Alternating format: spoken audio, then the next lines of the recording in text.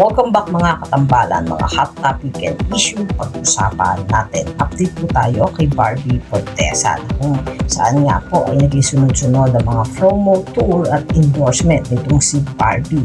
At ito nga lang po ay nagpunta si Barbie sa Rosario, Batangas kasama nga po ang cast ng Beauty Empire para po sa naganap na promo tour at Sinukmani Festival 2025. Talaga naman pinagkaguluhan ng mga taga Rosario, Batangas. Samantalang sa latest post nga nitong si Barbie at ng kaibigan niyang si Janra ay papasok nga si Barbie Fortesa sa loob ng bahay ni Kuya na talaga namang aabangan ng kanyang mga fans. At post din itong si Janra ng PBB House. Makikita naman sa post nga ni Janra ang ilang mga photos nitong si Barbie Fortesa at iba-ibang mga post. At ito nga ay papasok sa bahay ni Kuya bilang celebrity house guest. At abangan natin ang pinakamagandang laban bibigay nga ni Barbie Fortesa sa loob ng bahay ni Kuya. Matatandaan nga na nito lang ay house guest din itong si David Licauco na talaga namang pinainit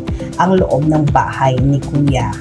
Kaya naman excited na nga ang lahat na makita itong si Barbie Fortesa sa mga kaganapan sa loob ng bahay ni Kuya. At talagang aabangan natin kung ano yung mangyayari, kung ano yung mga task na ibibigay kay Barbie. Abangan natin ang pagpasok nga nitong si Barbie Fortesa at ang magiging ganap niya bilang celebrity house guest sa PBB. Yan po yung mga update natin ngayon kay Barbie. Kayo mga katambalan, ano ang masasabi nyo? Mag-comment lang sa comment section at pag-usapan natin.